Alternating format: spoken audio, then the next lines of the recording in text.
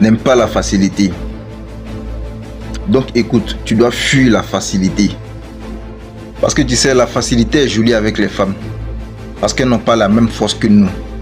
Mais toi, en tant qu'un homme, avec les deux couilles, avec un max de testostérone que Dieu t'a donné, il faudrait que tu aimes tout ce qui est difficile. Parce que c'est dans la difficulté que se révèlent les vrais hommes au fait. Donc tu comprends, affronte la difficulté et fuis la faiblesse. Quand un homme qui s'envoie un marabout, c'est un faible. Un homme qui s'envoie un féticheur, c'est un faible. Un homme qui joue au loto, c'est un faible. Un homme qui joue au betclip, c'est un faible. Vous comprenez? Un homme qui s'adonne à tout ce qui est jeu hasard est un faible. Un homme qui fait du broutage, c'est un faible. Parce que autant tu penses que la facilité est le moyen le plus facile de pouvoir atteindre tes buts, sache aussi très bien que la facilité aussi est le moyen le plus facile de pouvoir détruire ta vie.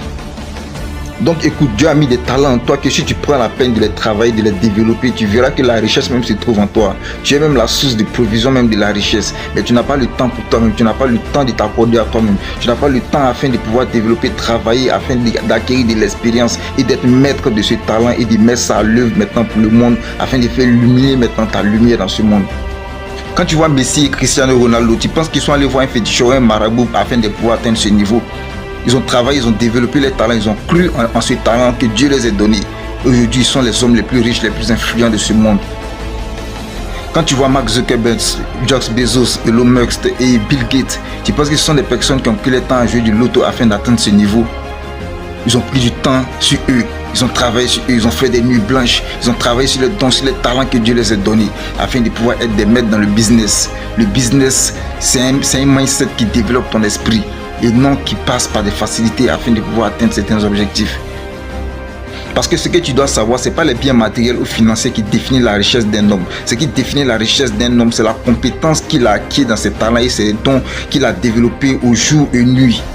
Parce que même si tu viens et puis tu lui arraches son argent et tous les biens matériels qu'il a pu produire dans ce monde, mais tu ne peux pas arracher les compétences qu'il a acquises dans sa tête. Parce que là où il va partir encore, il peut mettre cette compétence-là encore à l'œuvre afin de pouvoir acquérir ces mêmes biens et ces mêmes richesses qu'il a acquises.